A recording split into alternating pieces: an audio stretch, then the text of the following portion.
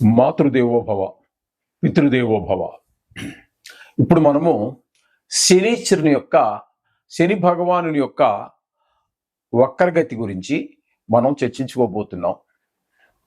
July నెల 13వ తారీఖు 2025 నుండి 28వ తారీఖు నవంబర్ నెల 2025 వరకు ఈ వక్ర మార్గంలో ఆయన ప్రయాణం సాగిస్తూ ఉన్నారు.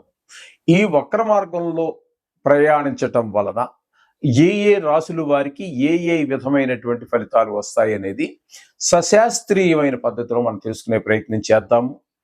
ఇందులో మిమ్మల్ని ఏదో భయభ్రాంతుని చేసేసి శని వక్రం చేశాడు, మీకు ఈ రాశుల వాళ్ళకి చాలా భయంకరమైనటువంటి కష్టాలు వచ్చేస్తాయని చెప్పడం ఏమీ ఉండదు.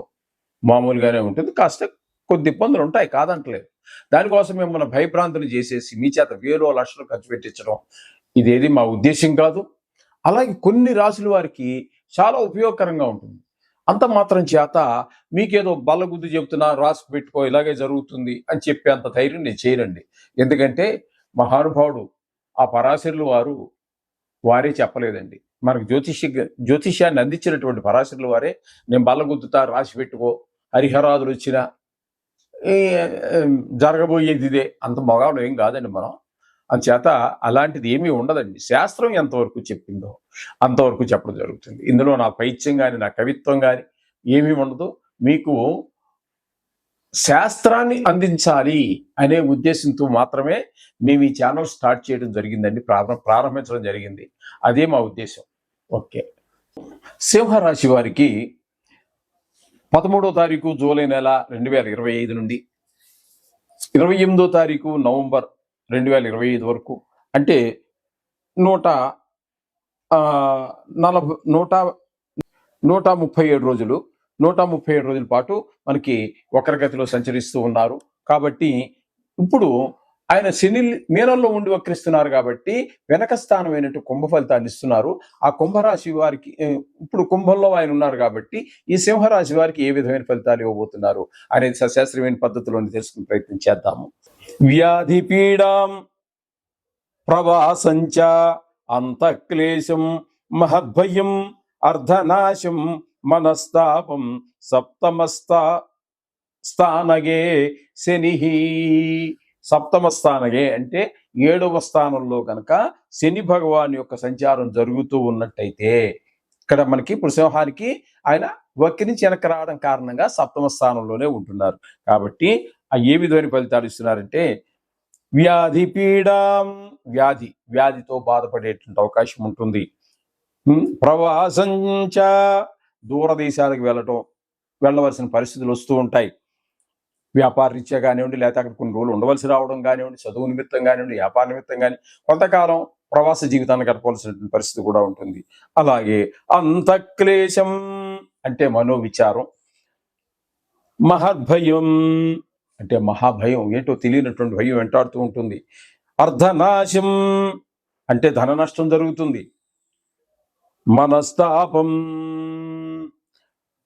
కుటుంబ చిక్కులు, మనసంతా కూడా ఒక రకమైనటువంటి చెడు ఆలోచనలు, మొత్తం మీద ఈ విధమైనటువంటి ఫలితాలన్నీ మనకి ఈ 7వ స్థానంలో ఉన్నటువంటి శని వలన ఏర్పడేటటువంటి అవకాశం ఉంటుంది. ఇంకా మనం చెప్పుకోవాలంటే శాస్త్రం ఇంతవరకు చెప్పింది. శాస్త్రాన్ని కాకుండా మనం అతిక్రమించి, అంటే దాని సంబంధం అని కాదు, 7వ స్థానంలో ఉన్నప్పుడు ఇది కళత్ర స్థానం అవుతుంది. కాబట్టి కొంత మరి ఇప్పుడు ఈయన ప్రవాసం అంటే దూరదేశానికి వెళ్ళాడు అనుకోండి, అప్పుడు మరి భార్యకి ఈయనకి వియోగం ఏర్పడుతుంది కదా, అది కూడా మనం చెప్పుకోవచ్చు. వద్దంటే మానేద్దాం, శాస్త్రం చెప్పలేదు కాబట్టి. కానీ అది కూడా అర్థం అదే కదండి. ఇప్పుడు మా భార్యని ఎక్కడంటే అక్కడ తీసుకెళ్ళాం కదా, నా భార్యని అక్కడే ఉంటుంది ఇంటి దగ్గర, నేను ఎక్కడికో వెళ్ళి 6 నెలలు ఉంటాను, అప్పుడు వియోగమేగా. అంచేత ఇది కూడా చెప్పుకోవచ్చు, తప్పేమీ కాదు. ఈ విధమైన ఫలితాలన్నీ కూడా మనకి సింహరాశి వారికి శని భగవానుడు ప్రసాదిస్తూ ఉన్నారు. పూర్వం అంటే ఇంతకు ముందు మనం చాలాసార్లు చెప్పుకోవడం జరిగింది. అసలు ఈ వక్రగతి అంటే ఏంటి అనేటటువంటి ప్రత్యేకించి కొన్ని వీడియోలు కూడా చేసాము. ఇదివరకు మేము 10 సంవత్సరాల కింద కూడా చేయడం జరిగింది. అది 10-12 సంవత్సరాల కిందట కూడా నేషనల్ శాటిలైట్ ఛానల్స్లో చెప్పినప్పుడు కూడా చేశాము. కానీ చాలా కాలం అయింది కదా, అందుకోసం. వక్రగతి అంటే ఏమిటి? ఏ గ్రహమైనా వక్రగతిలో నడుస్తాయి. ఏ గ్రహాలు నడుస్తాయి? రాహుకేతువులు అవి ఛాయాగ్రహాలు. అవి ఎప్పుడూ కూడా వక్రగతిలోనే, అంటే యాంటీ క్లాక్ వైజ్, అంటే గడియారం ఇలా కదా తిరుగుతుంది. యాంటీ క్లాక్ వైజ్ అంటే ఇలా అపసవ్యంగా తిరిగేదాన్ని యాంటీ క్లాక్ వైజ్ అంటాము. అవి ఎప్పుడూ సవ్యంగా నడవండి రాహుకేతువు. అర్థమైందండి? రాహుకేతువులు ఎప్పుడు ఇంచుమించుగా మనం భయపెడుతూనే ఉంటాయి, బాధ పెడుతూనే ఉంటాయి. మామూలుగా కొన్ని ప్రదేశాలు వాటికి మంచిగా ఉన్నాయనుకోండి, లేదని కాదు. అలా 2 గ్రహాలు మాత్రం ఎప్పుడూ వ్యతిరేక దిశలోనే తిరుగుతూ ఉంటాయి. ఇకపోతే నవగ్రహాల్లో రాహువు కేతువు తీసేస్తే ఇంకా ఉన్నవి 7 గ్రహాలు. ఈ 7 గ్రహాలలో సూర్యుడు చంద్రుడు ఎప్పుడూ కూడా వ్యతిరేక దిశలో ప్రయాణం చేయరు. ప్రపంచం తలకిందులైపోతుంది అలా నడిస్తే వాళ్ళిద్దరూ. అందుచేత సూర్యుడికి చంద్రుడికి రిట్రోగ్రేషన్ అంటే వ్యతిరేక దిశలో ప్రయాణం చేయడం అనేది లేదు. ఇక రాహుకేతువుని చెప్పుకున్నాము, సూర్యచంద్రుని చెప్పుకున్నాము. ఇంకా ఉన్నటువంటివి 5 గ్రహాలు. అవేంటి? కేతు కాదు, కుజుడు, బుధుడు, గురుడు, శుక్రుడు, శని. ఈ 5 గ్రహాలే మనకి ఎప్పుడు వక్రగతి అనేటటువంటి ప్రాప్తిస్తూ ఉంటాయి. వీటిలో కూడా చాలా రకాలు ఉన్నాయనుకోండి. వీటిలో కూడా చాలా, కుజుడు ఉన్నాడు అనుకోండి, ఎక్కువగా స్తంభిస్తూ ఉంటాడు. ఆయన ఎక్కువ కాలం ఉండాల్సిన సమయం కన్నా ఎక్కువ కాలం అక్కడ 2-3 గళ్ళల్లోనే ముందుకి వెనక్కి తిరుగుతూ ఉంటాడు. అది దాని స్తంభన చెప్తూ ఉంటాడు. అలాగే గురువును మనం తీసుకున్నట్టయితే ఆయనకి కొన్నిసార్లు వక్రం ఉంటుంది, కొన్నిసార్లు అతిచారం ఉంటుంది. అంటే ఉండవలసినటువంటి జాగా నుంచి వెనక్కి రావడం అనేది వక్రగతి అని చెప్పుకున్నాం. అతిచారం అంటే ముందుకు వెళ్ళవలసినటువంటిది ఒక గడి నుంచి ఇంకో గడికి కూడా వెళ్ళిపోతుంటాడు. 2 గడికి కూడా అవతలకు వెళ్ళిపోయే అవకాశం ఉంటుంది ఆ సమయంలో. ఆ విధంగా గురువు యొక్క సంచారం అతిచారం కూడా ఉంటూ ఉంటుంది. ఇకపోతే బుధుడు అనేటటువంటి గ్రహం ఏదైతే ఉందో ఆయన ఓర్బిట్ కూడా, అంటే ఆయన కక్ష్య, ఆయన తిరిగేటటువంటి కక్ష్య కూడా సూర్యుడికి చాలా దగ్గరగా ఉంటుంది. కాబట్టి అదే టైం ఇంచుమించుగా సూర్యుడికి ఒక నెల రోజులు తీసుకుంటే ఈయన కూడా ఇంచుమించుగా అదే టైం తీసుకుంటుంది నెలంతా తిరగటానికి. కాబట్టి ఈ 12 రాసుల్లో 4 రాసుల్లో ఇద్దరు కలిసే ప్రయాణం చేస్తారు, బుధుడు రవి. 4 రాసుల్లో రవి ముందుంటాడు, ఒక గడి వెనకాల బుధుడు ఉంటాడు. కొన్ని రాసుల్లో 4 రాసుల్లో ఇక్కడ బుధుడు ముందుంటాడు, రవి వెనకాల ఉంటాడు. ఈ విధంగా జరుగుతూ ఉంటుంది. ఇక్కడ ఈ విధంగా జరగడం వల్ల ఎక్కువగా సంవత్సరంలో 4 సార్లు 5 సార్లు ఎక్కువగా వక్రించేటటువంటి ఏకైక గ్రహం బుధ గ్రహం.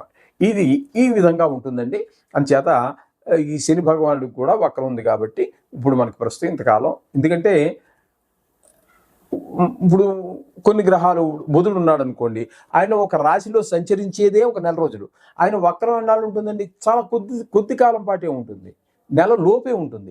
ఇప్పుడు శని భగవాన్ ఉన్నాడు అనుకోండి, అన్నిటికంటే ఎక్కువ కాలం శనీశ్వరుడు మిల్లుగా నడిచేటటువంటి వాడు కాబట్టి 2.5 సంవత్సరాలు ఒకే రాశిలో సంచరిస్తాడు. కాబట్టి ఈయన వక్రం కూడా ఇక్కడ మనకి ఇప్పుడు ఈ పీరియడ్లో, ఈ సమయంలో మనకి 138 రోజులు 137 రోజుల పాటు వక్రగతిలోనే సంచరించడం జరుగుతుంది. అంటే వారి మహాదశని బట్టి అక్కడ ఆ వక్రించి ఉండేటటువంటి సమయం కూడా నిర్ధారణ జరుగుతూ ఉంటుంది అన్నమాట. ఇప్పుడు అర్థమైందని అనుకుంటాను. ఇది ఇంతవరకు చాలండి. మీరు అంటే మీ చిన్న డౌట్ తీర్చడానికే కానీ మీరు జ్యోతిష్యం నేర్చుకోవాలనే ఉద్దేశం కాదు కదా. వక్రము అంటే ఏంటి అనేటటువంటి ఒక అనుమానం వచ్చేటటువంటి వారి యొక్క ఆ అనుమానాన్ని నివృత్తి చేయడం కోసం చెప్పడం జరిగింది. ఇప్పుడు అదే ఈ జ్యోతిష్యాన్ని నేర్చుకోవాలి అనుకున్నటువంటి వారికి చెప్పేది చాలా కాలం. ఈ వక్రాన్ని గురించే 15 రోజులు 20 రోజులు 30 రోజులు చెప్పాల్సి వస్తుందండి. చెప్తే కానీ వాళ్ళకి ఎక్కదండి. మనం చెప్పుకుంటూ పోతాము, తెలిసిన వాడు చెప్పుకుంటూ పోతాడు. కానీ నేర్చుకోవాలనుకున్న వాడికి అక్కడ మెదడులో నాటుకుపోవాలి. కాబట్టి అక్కడ చాలా టైం తీసుకుంటాం. చేత ఇప్పుడు మీకు అర్థమైందని అనుకుంటాను. ఇంకా అర్థం కాకపోయినా ఇంకా అంతకంటే ఎక్కువ ఆలోచించకండి మీరు. అంటే వక్రగతి ఉన్నది అని చెప్తే తెలుసుకుంటే మీకు చాలా శుభం భూయాత్.